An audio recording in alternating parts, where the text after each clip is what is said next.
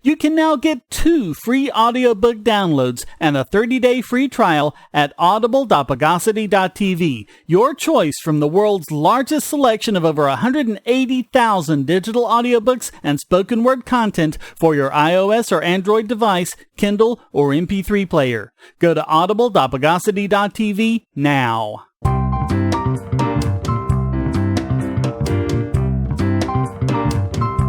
Welcome to the Bogosity Podcast for the week of May 13th, 2018, the podcast that knows the darkness in my soul.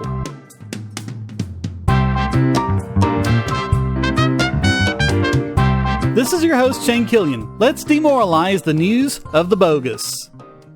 And we start off with another travesty of justice. A New York man has to register as a sex offender for life because of charges he was acquitted of. Quinn Britton was found guilty of misdemeanor sexual abuse of his 11-year-old niece one Thanksgiving, which means he should have been added to the sex offender registry for 20 years, and also that his record should not have been searchable on the internet.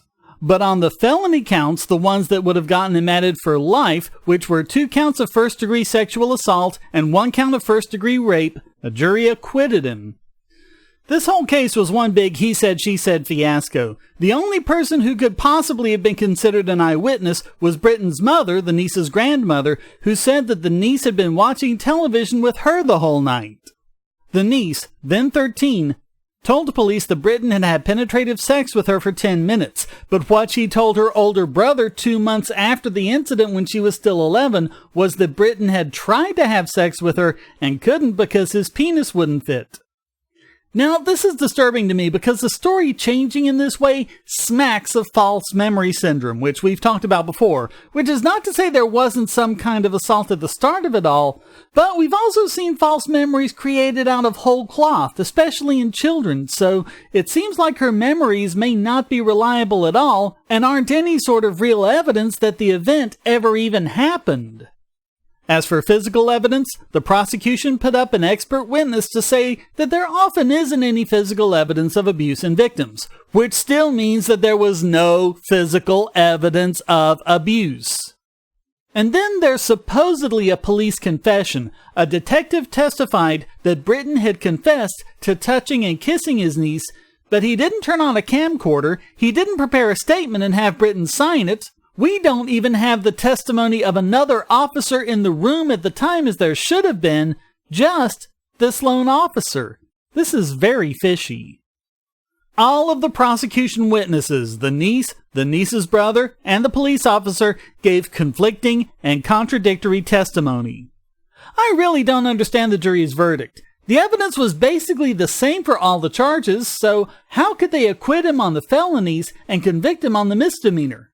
What's disturbing is that 3 different times the jury sent notes to the judge saying that they were deadlocked, the second time saying that they, quote, are hopelessly deadlocked on the verdict and we will not reach a verdict. Each time, the judge sent them back to continue deliberations, so it kind of smacks of a hopeless jury just trying to come up with something that they apparently didn't even believe. I couldn't find any information on this case other than what's in this ruling. This Reason article is the only news article I could find on it. There may be more to this, but I can't seem to find anything. And that includes the appellate judgment itself, which is just 1 paragraph long. And it doesn't even go into any of the facts of the case. Britton was arguing that he shouldn't be put on the sex offender registry for life and that his record shouldn't be internet searchable because he was acquitted of the felony charges, which is why he'd be put there. And the appellate court found, quote, contrary to defendant's argument, his acquittal of charges at his criminal trial relating to such conduct does not foreclose the hearing court from finding by clear and convincing evidence that he engaged in such acts. So, screw this whole trial by jury thing, we can do what we want. This was a 6-1 ruling. Yes, there was just one dissenter, Judge Jenny Rivera, who actually gave the facts of the case in her dissent.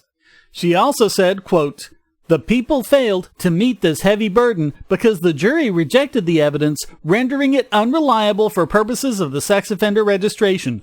On the particular facts of this case, in which the only evidence of the conduct for which defendant was assessed these points was rejected by the jury, the Csorah court erred in finding clear and convincing evidence of the alleged sexual contact. Therefore, I would reverse the order adjudicating defendant a risk level 2 offender and dissent from the majority's contrary determination on this appeal. The people argue that because an acquittal of criminal charges is not equivalent to a finding of innocence, the jury's acquittals are of no consequence because Csorah courts apply a lower burden of proof than a criminal trial. Contrary to the people's suggestion, the clear and convincing standard is not de minimis, but instead is a heavy burden of proof and persuasion. In a case that, as the trial judge here noted, came down to a credibility determination as to the complainant and defendant's narrative, it cannot be said that there was clear and convincing evidence of defendant's guilt. About the only other coverage of this to be found is the blog of an appellate court attorney who wrote, "Naturally, the court doesn't admit that it moves the goalposts for sex cases, but these days, when it comes to accusations of sexual misconduct, the standard of proof is that they were made. The court is simply going with the flow, which, by definition, is downhill."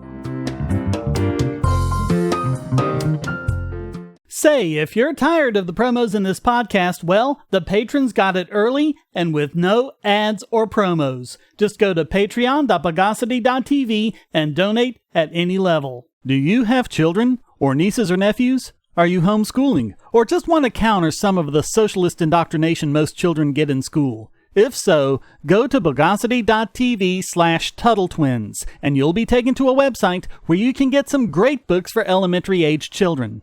The Tuttle Twins books are books about liberty and free market economics that include children's versions of Bastiat's The Law, Leonard Read's I, Pencil, and Hayek's The Road to Serfdom, as well as books about the Federal Reserve and how regulations protect business cronies. They'll learn about the harm caused by eminent domain, or regulations passed in the name of safety, and fundamental concepts of liberty. And as you can see from the sample pages on the website, they're all easy to read and nicely illustrated. They're just $9.99 a piece, or get a special discount as well as free bonuses when you purchase all 5. You can even buy in bulk to donate to schools and local libraries. So get the Tuttle Twins books at bogosity.tv/TuttleTwins.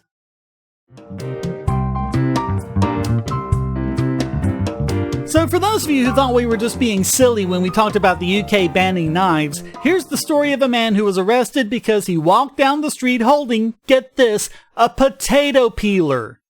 39-year-old Scott Walker was charged under Criminal Law Act 1995 for being, quote, in possession of an object which had a blade or was sharply pointed, namely a potato peeler. He faces up to 4 years in prison. Apparently, the only way his solicitor could defend him from this heinous act was to say that he, quote, suffers from significant learning disabilities which have been lifelong. I think that could more accurately be said about these government goons. In the UK, you have to have good reason to carry something with a blade, and it's 100% up to the court to decide if your reason is good enough. You know how all those gun grabbers in the US are asking why you need such and such a weapon? This is what comes from that. All of your decisions have to be run by mommy government. Of course, we have the Second Amendment protecting us. The UK doesn't have a written constitution that specifies the inalienable right of the people to keep and bear utensils. As we covered before, they're cracking down on knife possession after violent crimes committed with knives began escalating after they banned guns. Gee, if only someone had predicted that would happen. This article in the Daily Caller points to pictures tweeted by various UK police departments about the horrible weapons they got off the streets. One shows a couple of screwdrivers, a pair of scissors, a file, a pair of pliers with wire snips, and a pair of needle nose pliers. The Regent's Park Police said, without a trace of irony, that these were, quote, safely disposed and taken off the streets. A tweet from Hackney Police said they found a hidden knife, which was really a box cutter. The blade was open and dirty, so it really looks more like the guy dropped it and lost it. But he didn't have a permit to carry a concealed box cutter. And the Metropolitan Police tweeted that they'd found a meat cleaver with the hashtag #StopKnifeCrime. That's a high-capacity assault knife! And in an ongoing operation, they've arrested almost 2,300 people and removed almost 1,500 so-called weapons. But they can do so much more. Can you imagine how safe London streets would be if they banned tool belts?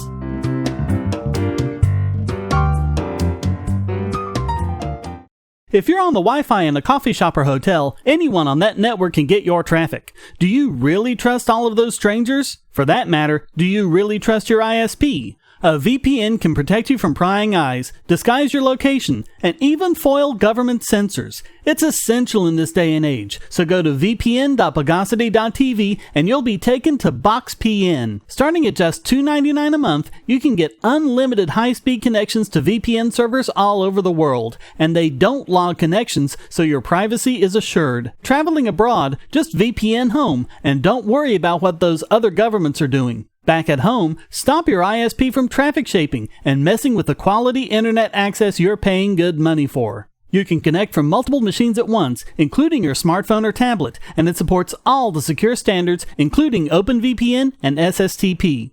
Bypass censors and surveillance with your own secure VPN connection. Go to vpn.bogosity.tv.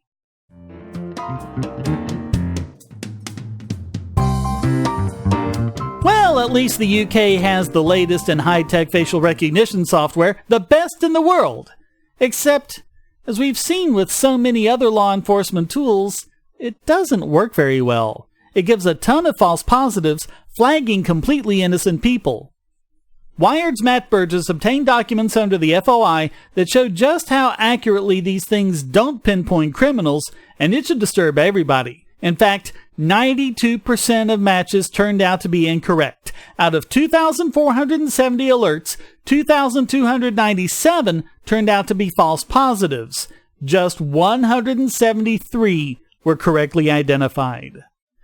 And if you're wondering about the false negative rate, that just isn't something that can be counted. The only data you're given are the positives.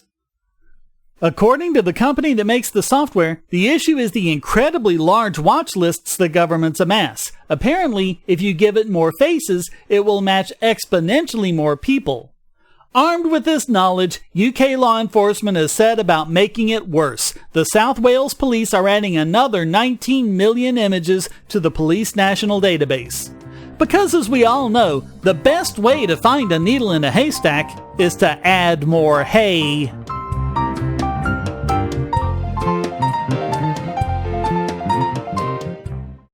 We live in a world where light bulbs connect to the internet, and recent attacks on them prove that your online security is under threat like never before. Not only your websites, but the internet-enabled devices you buy.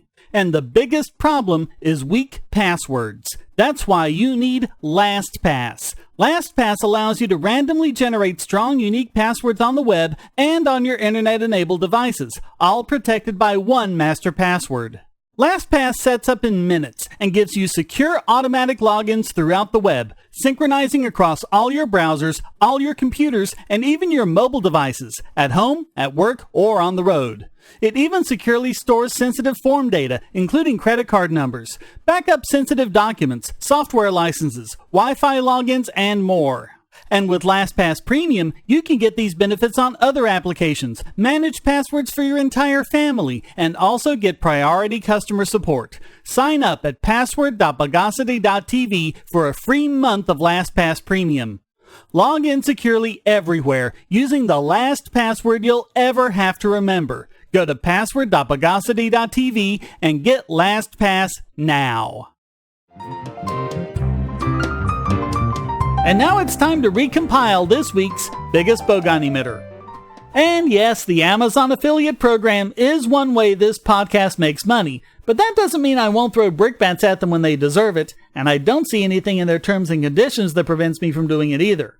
Amazon takes it this week for their BS reasons why they stopped Signal from doing domain fronting, just as Google had previously done. Now, we explained domain fronting in a previous podcast. Basically, domain fronting means that, for Signal, Whisper Systems used Google as a CDN, or Content Delivery Network. A quirk of this system means that the initial connection can be made to Google or any other site on their CDN, and once the secure encrypted connection is established, they can make the encrypted connection to whisper systems. The upshot is that ISPs and governments can no longer censor their connection, since it looks to them like an ordinary connection to Google. They'd have to block all of Google to do it. Well, obviously those freedom-hating countries like Egypt, Oman, Qatar, Iran, and the UAE didn't like that. So they went whining to Google. Now, it would be nice if Google told them to go pound sand, which these countries seem to have plenty of, but no, Google caved. Earlier this year, Google, under pressure from lobbyists, engaged in a very creative reinterpretation of U.S. law, which involved making completely artificial changes specifically to stop domain fronting from working. So Signal switched to Amazon's CloudFront, meaning they could connect to any site hosted or cached with Amazon's AWS. So Amazon sent them a very bogus email where they said, quote, "Any use of SOUQ.com or any other domain to masquerade as another entity without express permission of the domain owner is in clear violation of the AWS service terms. It is also a violation of our acceptable use policy by falsifying the origin of traffic and the unauthorized use of a domain. We will immediately suspend your use of CloudFront if you use third-party domains without their permission to masquerade as that third party." The problem is, Signal isn't doing that. Not in any way. No one is connecting to these websites to get to Signal. Signal isn't pretending to be any of these websites. They're not using the SSL cert of any site but their own, and they're falsifying neither the source nor the destination to make the connection. The only thing they're doing is faking out anyone who might be spying on the connection. Moreover, Amazon sent them this email late on a Friday afternoon. Bad form, Amazon. On the Signal blog, Moxie Marlinspike wrote, "It seems that domain fronting as a censorship circumvention technique is now largely non-viable in the countries where Signal had enabled this feature. The idea behind domain fronting was that to block a single site, you'd have to block the rest of the internet as well. In the end, the rest of the internet didn't like that plan. We are considering ideas for a more robust system, but these ecosystem changes have happened very suddenly. Our team is only a few people, and developing new techniques will take time. Moreover, if recent changes by large cloud providers indicate a commitment to providing network-level visibility into the final destination of encrypted traffic flows, then the range of potential solutions becomes severely limited." Pay special attention to that phrase, network-level visibility into the final destination of encrypted traffic. That's one of those things end-to-end encryption is supposed to be there to prevent. And they're trying to stop it in its tracks. Moxie concludes, quote, "In the meantime, the censors in these countries will have, at least temporarily, achieved their goals. Sadly, they didn't have to do anything but wait." So Amazon really shoveled it to have an excuse to act against apps using this feature. And guess what? Net neutrality advocates are silent. It's amazing the things they let slip, even when they go completely against what they claim net neutrality is all about. So all of that makes Amazon this week's biggest bogon emitter. If you're going to shop online, use our special links to shop at Amazon. Clear your cookies and go to amazon.bogosity.tv, and you won't pay a penny more for your purchase. If you haven't used the mobile app in the last 12 months, or even at all, go to get5.bogosity.tv on your phone or tablet and get $5 off your order of $10 or more. Go to prime.bogosity.tv for a free 30-day trial of Amazon Prime and enjoy thousands of movies and TV episodes, borrowed Kindle books, and get unlimited 2-day shipping for free. And speaking of Kindle, go to kindle.bogosity.tv for a 30-day free trial to Kindle Unlimited. Read over 1 million books and listen to thousands of audiobooks on any device. You can go to music.bogosity.tv and get a free 30-day trial of Amazon Music Unlimited with access to Amazon's entire library of 10 million songs, ad-free and with unlimited skips, and even download to listen offline. All great ways to help this podcast simply by shopping at Amazon.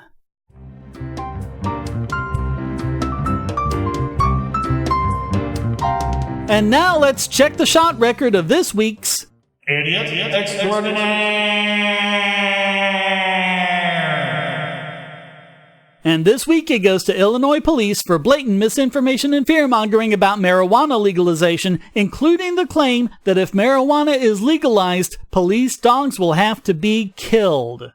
According to Macon County Sheriff Howard Buffett, quote, "The biggest thing for law enforcement is you're going to have to replace all of your dogs. So to me, it's a giant step forward for drug dealers, and it's a giant step backwards for law enforcement and the residents of the community."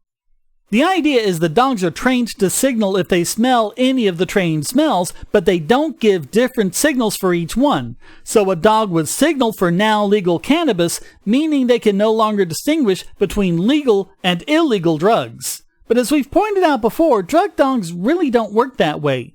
They can distinguish the smells, but they base their decision to signal based on how happy they think it will make their master. As we covered, false positives are around 80%. Better than those facial recognition algorithms we mentioned earlier, but still not great. Even the best drug dogs do no better than flipping a coin. They're really used as a ruse to justify an otherwise unjustified search, as we covered. Although police in other states where marijuana has been legalized have had no problem retraining their dogs, Illinois police say it's just not possible, and Macon County Canine Training Director Chad Larner even called it, quote, extreme abuse. Completely absent from this is the opinion of any actual dog experts, but we know what they'll say. Dogs are retrained all the time with no ill effects. Not only that, but these canine units are also dual-purpose trained to track down suspects and missing persons as well as to find drugs. Which makes it all the more ridiculous when Larner actually claimed that the dogs would have to be euthanized. It's this level of desperation that lets you know that they know they've lost the argument.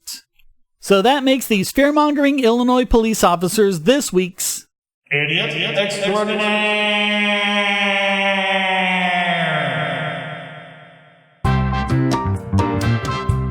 Well, that wraps up this. They was using up all kinds of cop equipment that they had hanging around the police officer's station edition of the Bogosity Podcast. Come join the discussion at forum.bogosity.tv or discord.bogosity.tv, and feel free to send a question, statement, news article, or rant in text or audio to podcast@bogosity.tv. This podcast depends on you to keep going, so please donate using the links on the website or the QR codes in the thumbnail, or support Shane DK on Patreon or Maker Support to get the podcast and YouTube videos early and without ads or promos. Thank you for listening. Until next time, here's a quote from Mark Twain. "My body is my own. If I do harm through my experimenting with it, it is I who suffer, not the state." The Bogosity Podcast is licensed under Creative Commons Attribution Non-Commercial No Derivatives 4.0 International License.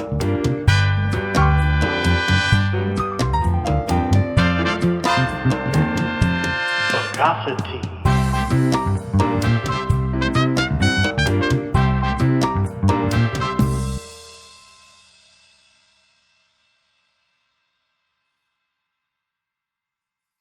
Want answers to creationist claims against evolution? Would you like to know more about evolution yourself, or even engage creationists more directly, with actual peer-reviewed sources to back you up? My book, How Evolution is Scientific, is designed to show the basics of evolutionary theory and how it is so well supported using the scientific method. It's impeccably sourced, with references to the actual scientific material, and is arranged using the creationists' own criteria of what is scientific. Using their own arguments against them, see how evolution is scientific, but creationism is not, based on observations, accurate predictions, logic, and evidence. Get answers to common creationist claims, and even a primer on abiogenesis, the start of all life.